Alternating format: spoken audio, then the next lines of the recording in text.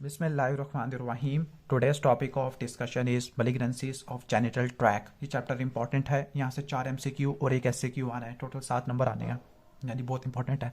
Okay, तो इस chapter में आपने ओवेरियन कैंसर पढ़ना है, यूट्राइन कैंसर पढ़ना है। ओके, और इसके साथ आपने क्या पढ़ना है? ओके, सर्विक्स का कैंसर है और कुछ जेस्टेशनल ट्यूमर है लाइक कोरियोकार्सिनोमा। ओके, तो इस जो ओवेरी कैंसर होता है उसकी मेन एज ऑफ प्रेजेंटेशन वाल्व की कौन सी होती है? 64 होती है। जबकि जो एंडोमेट्रियल कैंसर है इसकी मेन एज ऑफ प्रेजेंटेशन 62 देखने को मिलती है। मोस्ट कॉमन एंडोमेट्रियल होता है। सेकंड नंबर पे आपको ओवरी का कैंसर आपको देखने को मिलता होता है। ओके, सही हो गया।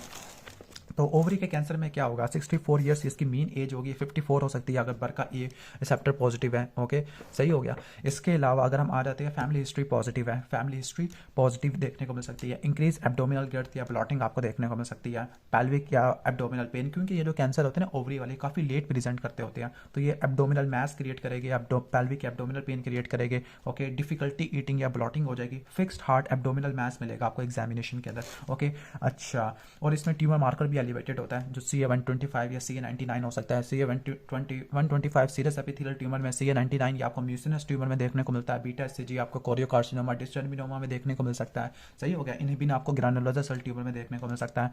तो पहला क्वेश्चन सिंपल ओवेरियन कैंसर का है, तो इसमें आपने इन्वेस्टिगेशन बतानी है, यानी इसका मैनेजमेंट प्लान बनाना है। तो मैनेजमेंट प्लान ऐसे रट्टा मारना है। सबसे पहले इन्वेस्टिगेशन है, पहले हिस्ट्री आएगी, फिर क्लिनिकल एग्जामिनेशन आएगा। ओके, और फिर आएगा ट्यूमर मार्कर आएगा। ट्यूमर मार्कर इन्वेस्टिगेशन में ट्यूमर मार्कर ऑलरेडी एक्सप्लेन कर चुका हूं। CA-125 सीरियस ट्यूमर में आता है, CA-99 म्यूसिनस ट्यूमर में आता है, अल्फा फिटोप्रोटीन टेराटोमा में आ सकता है, या yolk sac endodermal sinus tumour में, बीटा SCG ये आपको कोरियोकार्सिनोमा में देखने को मिल सकता है। इसके अलावा डिस्टर्मिनोमा में, इनहिबिन ये आपको ग्रैनुलोसा सेल ट्यूमर में देखने को मिलता है। इमेजिंग में आप ट्रांसवेजाइनल अल्ट्रासाउंड कराओगे, CT scan, chest x ray, MRI कराओगे। बाकी प्री ऑफ वर्कअप के लिए बेस लाइन्स है, CBC, urea electrolyte, LFT, RFT, ECG। Okay, laparoscopy या कुछ भी एसाइटिस या पेरिटोनियल फ्लूइड या पेलुरल फ्लूइड एग्जामिनेशन, क्योंकि ये प्लूरल कैविटी या पेरिटोनियल कैविटी को इन्वॉल्व कर सकता है। अगर आपने ओवेरियन कैंसर की स्क्रीनिंग करनी है तो आपने ट्रांसवेजाइनल अल्ट्रासाउंड और CA-125 यूज करना होता है। मोस्ट कॉमन ओवेरियन कैंसर होते हैं, एपिथेलियल कैंसर होते हैं, इसमें भी सीरियस वाले होते हैं जो कि बायलैटरल होते हैं 10% केसेस में। Cause of 90% hereditary ovarian cancer, तो वो बरका म्यूटेशन की वजह से होता है, खासतौर पर बरका A1 की। Lynch syndrome, okay, sorry for interruption. अच्छा, लिंच सिंड्रोम में आपने रट्टा मारना है इको को, एंडोमेट्रियल कैंसर, कोलोरेक्टल कैंसर और ओवेरियन कैंसर। तो स्टार्ट करते हैं। इन्वेस्टिगेशन तो होगी कि ट्यूमर मार्कर करा लिया आपने, इमेजिंग करा लिया और कुछ बेस लाइन्स आ गई है। ट्रीटमेंट के अंदर आ जाते हैं। ट्रीटमेंट के अंदर इन्वेस्टिगेशन तो होगी, ट्रीटमेंट में आपने मेन सर्जरी करनी होती है और साथ प्लेटिनम बेस्ड की कीमोथेरापी देनी होती है, स्पेसिफिकली कार्बोप्लेटिन और आपने देना होता है, पैक्लिटेक्सिल आपने देना होता है। ओके, ठीक हो गया। और इसकी जो स्टेजिंग होती है वो सर्जरी पे ही हो जाती है। तो आपने स्टेजिंग लेप्रोटमी करना है, उसमें आपने हिस्ट्रेक्टमी करना है, बायलैटरल साल्पिन जो फ्रैक्टमी करना है, ओमेंटेक्टमी करना है, पेरिटोनियल फ्लूइड्स की साइटोलॉजी करना है, लिम्फ नोड डाइसेक्शन करना है, पेल्विक और पैरायोटिक लिम्फ नोड की। और एडजुवेंट कीमोथेरेपी में आपने कार्बोप्लेटिन और पैक्लिटेक्सिल के 6 साइकिल देने हैं हर 3 हफ्तों के बाद। साथ में बिवासिजुमाब भी इस्तेमाल कर सकते हैं, एडजुवेंट थेरेपी होती है। साथ में आप रेडियोथेरेपी भी दे सकते हो आप। ठीक हो गया। ओके, रेडियोथेरेपी है, फॉलोअप के लिए आप बाकी वही CA-125 या CT स्कैन कर सकते हैं। Okay, what is the role of surgery? जो सर्जरी होती है, सर्जरी से आप डिजीज को डायग्नोस भी करते हैं, डिजीज को आप स्टेज भी करते होते हैं और आप साइटो रिडक्शन भी करते हैं, चाहे वो कंप्लीट हो या ऑप्टिमल हो। सही हो गया। ओके, इसके बाद ओवेरियन ट्यूमर में आ जाते हैं। ओवेरियन ट्यूमर में जो एपिथेलियल ट्यूमर्स होते हैं, इसके अलावा आपके जर्म सेल ट्यूमर होते हैं, इसके अलावा सेक्स को ट्यूमर होते हैं। तो एपिथेलियल ट्यूमर में serous, mucinous, endometrioid, clear cell, Brenner tumour और अनडिफरेंशिएटेड होता है। एपिथेलियल ट्यूमर के लिए मेनली CA-125 होता है। Post operative treatment already discuss कर चुके हैं, कार्बोप्लेटिन प्लस पैक्लिटैक्सेल आपने देना होता है। ठीक हो गया। ओके, इसके बाद कोई नेक्स्ट सवाल नहीं है। यूट्रस पे आ जाते हैं। Uterus is the most common gynaecological cancer होता है। ओके, इसमें फैमिली हिस्ट्री आपका पॉजिटिव देखने को मिलती है। 62 ईयर्स इसकी मेन एज ऑफ प्रेजेंटेशन होता है। इसमें मेन जो होगा वो पोस्ट मेनोपॉजल ब्लीडिंग होगा। पोस्ट मेनोपॉजल ब्लीडिंग या प्री मेनोपॉजल में होगा, उसमें भी हैवी ब्लीडिंग हो सकती है। बल्कि यूट्रस होता है, इंटरमीडियल थिकनेस 4 मिलीमीटर से ज़्यादा की देखने को मिलती होती है। ओके, तो वंस अगेन एक फीमेल पेशेंट आई है पोस्ट मेनोपॉजल ब्लीडिंग के साथ। अच्छा, रट्टा मार लेना, most common cause of post menopausal bleeding तो वो एट्रोफिक वेजाइनाइटिस होता है। सही हो गया। ओके, इन्वेस्टिगेशन क्या क्या कराएंगे? नंबर 1 हिस्ट्री, फिर क्लिनिकल एग्जामिनेशन है, फिर इमेजिंग। इमेजिंग में वही ट्रांसवेजाइनल अल्ट्रासाउंड कराओगे आप, chest x ray, CT scan, MRI जो कि सेम थी ओवेरियन कैंसर में। यहाँ पर हिस्टीरियोस्कोपी गाइडेड एंडोमेट्रियल बायोप्सी ये गोल्ड स्टैंडर्ड होता है। ओके, कुछ इसकी इंडिकेशन भी होती है लाइक 45 ईयर्स की ओ मेडिकल ट्रीटमेंट से ठीक ना हो रही हो, वेट लॉस हो, एंडोमेट्रियल थिकनेस 4 मिलीमीटर से ज़्यादा की हो तो उसमें कराते होते हैं। ओके, बाकी सर्जिकल ट्रीटमेंट के अंदर आ जाते हैं। सर्जरी में क्या होगा? सर्जरी में टोटल एब्डोमिनल हिस्ट्रेक्टमी करेंगे plus bilateral salpingo-oophorectomy plus lymph node dissection pelvic और पैरायोटिक है, या मॉडिफाइड लैप्रोस्कोपिक हिस्टेरेक्टमी भी कर सकते होते हैं। ओके, इसके बाद first line investigation post menopausal bleeding में क्या होगी, ट्रांसवेजाइनल अल्ट्रासाउंड होगी। ट्रांसवेजाइनल अल्ट्रासाउंड से आप एंडोमेट्रियल थिकनेस को देखोगे, नॉन इन्वेसिव होता है, इजी अवेलेबल होता है, चीप होता है। ओके, अगर एंडोमेट्रियल थिकनेस 4 मिलीमीटर से कम होती है तो कैंसर होने के चांसेस कम है, तो आपने बिनाइन कंडीशंस को रूल आउट करना होता है। ओके, और अगर पेशेंट कंसर्न्ड है तो आपने हिस्टेरेक्टमी करनी होती है। सही हो गया। ओके, इसके बाद नेक्स्ट क्वेश्चन आ जाते हैं। नेक्स्ट क्वेश्चन है मैस इन एब्डोमेन है। ओके, सही हो गया। हिस्ट्री ऑफ वेट लॉस है और यूट्रस का साइज बड़ा हुआ है, दैट मींस एंडोमेट्रियल कैंसर हो सकता है। ट्रीटमेंट के अंदर क्या, सर्जरी ऑलरेडी डिस्कस कर चुके हैं, total abdominal hysterectomy plus bilateral salpingo-oophorectomy है।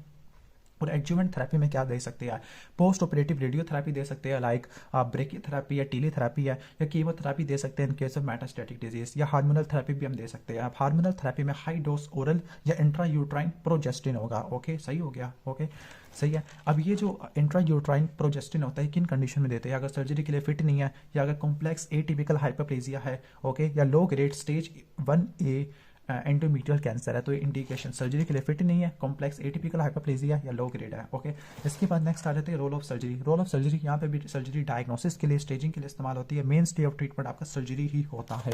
ओके, अब इसकी स्टेजिंग वगैरह पूछ रहे हैं। ओके, सही होगा। FIGO staging of uterine cancer, तो जो स्टेज 1 है मतलब cancer confined to the body of uterus, अगर लेस देन 50% है तो उसको बोलेगी 1A, और अगर मोर देन 50% है तो 1B आ जाएगा। 2 के अंदर नीचे वाला पार्ट सर्विस को इन्वॉल्व करेगा। 3 के अंदर लोकल या रीजनल सेपरेट आ जाएगा, लाइक 3A में सिरोजा आ जाएगा। ओके, सिरोजा के लास्ट में ए आ रहा है ना, तो सिरोजा आ जाएगा। 3B में आपका विजाइना या पैरामीट्रियम आ जाएगा। 3C में पेल्विक और पैरायोटिक लिम्फ नोड मेटास्टेसिस है, और T4 में आगे ब्लेडर और पीछे बोवेल, इनकी मेटास्टेसिस आपको देखने को मिल सकती होती है। What are the risk factor of post menopausal bleeding और एंडोमेट्रियल कैंसर, तो इसका निमोनिक मैंने बहुत अच्छा बनाया हुआ था।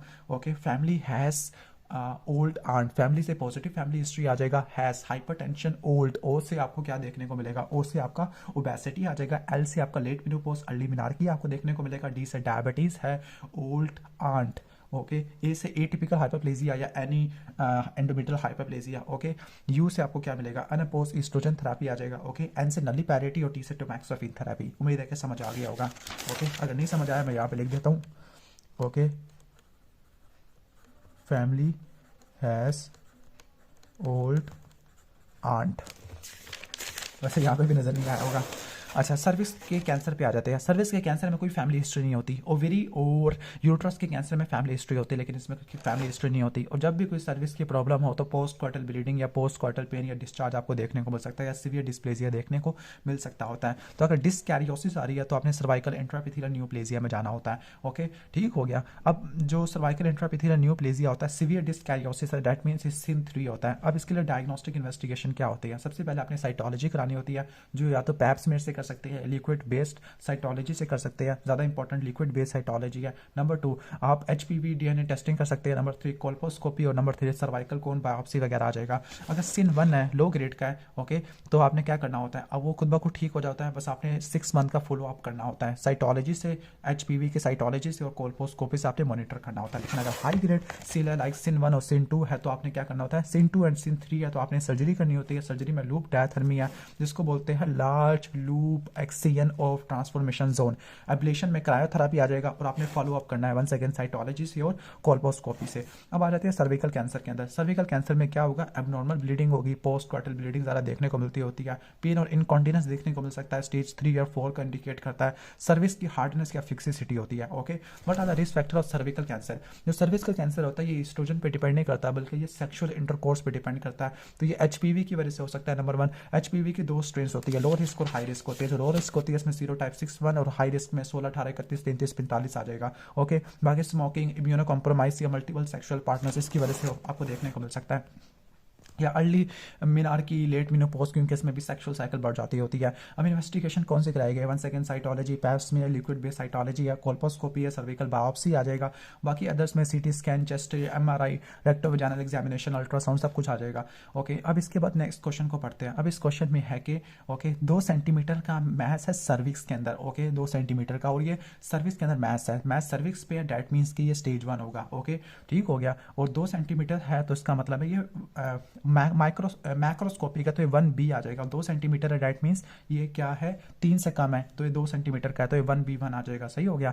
तो इसकी ट्रीटमेंट क्या होगा 1B1 का। ओके, जो 1A1 का ट्रीटमेंट था वो wide local excision with clear margin था, और जबकि 1B1 में वर्थिम हिस्टेक्टमी करते हैं। वर्थिम हिस्टेक्टमी में radical hysterectomy plus bilateral pelvic lymph node dissection करेंगे। ओके, और अगर फीमेल कंसीव करना चाह रही है, फैमिली कंप्लीट नहीं है, तो आपने पेल्विक लिम्फ नोड डाइसेक्शन तो करनी है, लेकिन रेडिकल ट्रैकिलेक्टमी करनी है और पेल्विक रेडियोथेरेपी भी कर सकते हैं। What are the differential diagnosis of irregular vaginal bleeding है, पेन इन लोअर एब्डोमेन है, तो सर्विकल कैंसर हो सकता है, एंडोमेट्रियल कैंसर हो सकता है। ओके, सारे कैंसर डाले हुए हैं।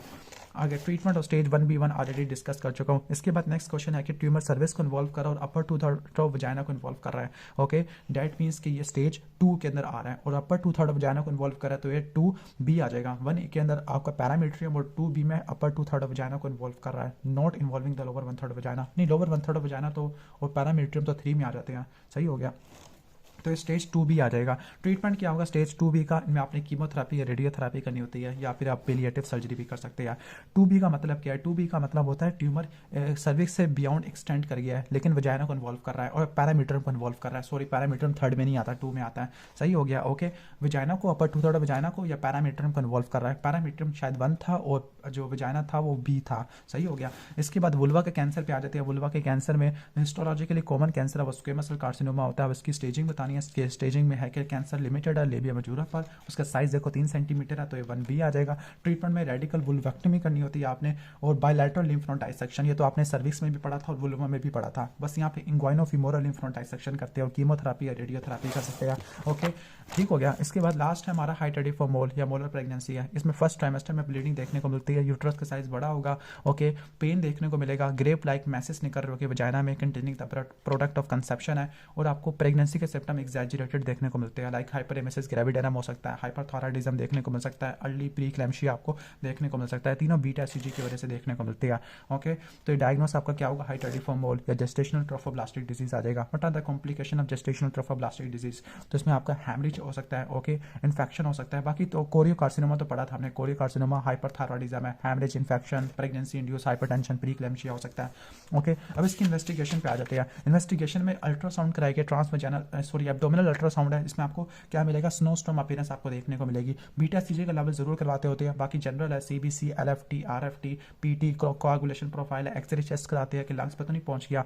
ट्रीटमेंट में सक्शन इवैक्यूएशन या क्यूराटाज आएगा। सक्शन इवैक्यूएशन या क्यूराटाज, माइसोप्रोस्टोल इस्तेमाल नहीं करते होते। हिस्टेक्टमी कर सकते हैं अगर हैमरेज अनकंट्रोल्ड है, फैमिली कंप्लीट हो चुकी है। कॉन्ट्रासेप्टिव डिवाइस आपने सीओसीपी इस्तेमाल करने होते हैं और प्रोफाइलेक्टिक कीमोथेरेपी आपने मिथोट्रेक्सेट की इस्तेमाल करनी है। अब है follow up of beta CG. Okay, ये इंपॉर्टेंट है। सबसे पहले फर्स्ट बीटा सीजी आपने ऑब्टेन करना इवैक्यूएशन के बाद, यानी 48 आवर्स के बाद पहला आ जाएगा बीटा सीजी। फिर आपने 3 कंसेक्टिव वीक्स तक करना है जब तक वो लेवल नॉर्मल ना आ जाए। ओके, सही हो गया। ओके, 3 कंसेक्टिव वीक्स तक। ओके, सही हो गया। अगर लेवल इवैक्यूएशन के 56 डेज में नॉर्मल आ जाता है तो आपने मंथली करना है फॉर 6 मंथ। ओके, अगर ठीक हो गया। अगर 56 डेज के बाद आता है तो जब नॉर्मल हुआ तब आपने 6 मंथ तक जाना है। इन शॉर्ट आपने टोटल 6 मंथ तक आपने बीटा सीजे का फॉलो अप करना होता है। सही हो गया। ओके, ऑलमोस्ट ये हो जाएगा। इसके बाद मोस्ट रिपीटेड एमसीक्यूज है तो 5 year survival of stage 2 cancer. Okay, तो 5 ईयर 2 सर्वाइवल 65 to 70% आपको देखने को मिलता है। 90 हो तो वो स्टेज 1 होता है और ऑलमोस्ट 30 हो तो वो स्टेज 3 और लेस देन 15 तो वो आपका स्टेज 4 होता है। Gold standard for cervical intraepithelial neoplasia. Cervical neoplasia में पोस्ट क्वार्टल ब्लीडिंग आती है, इसमें कोल्पोस्कोपिक बायोप्सी होती है। फर्स्ट लाइन आपने पैप स्मीयर साइटोलॉजी कराना होता है। स्टेज ऑफ ट्यूमर, अगर ट्यूमर मेटास्टेसाइज कर गया पेल्विक और पैरायोटिक लिम्फ नोड्स को तो वो स्टेज 3C आ जाएगा। सही हो गया। इसको आपने सारा तैयार करना है। Most common symptom of endometrial cancer, तो जो मोस्ट कॉमन सिम्टम होता है एंडोमेट्रियल कैंसर का वो वेजाइनल ब्लीडिंग देखने को मिलती है, पोस्ट मेनोपॉजल ब्लीडिंग होती है। एपिथेलियल ओवेरियन कैंसर में जो ट्यूमर मार्कर होता है वो CA-125 होता है। ग्रैनुलोसा सेल ट्यूमर में आपको इनहिबिन देखने को मिलता होता है। ओके, अच्छा, हमें थोड़ा सा सिर्फ 2 से 3 मिनट लगेगा, मैं आपको सारी स्टेजिंग रिवाइज करा देता हूँ तीनों कैंसर्स की। ओके,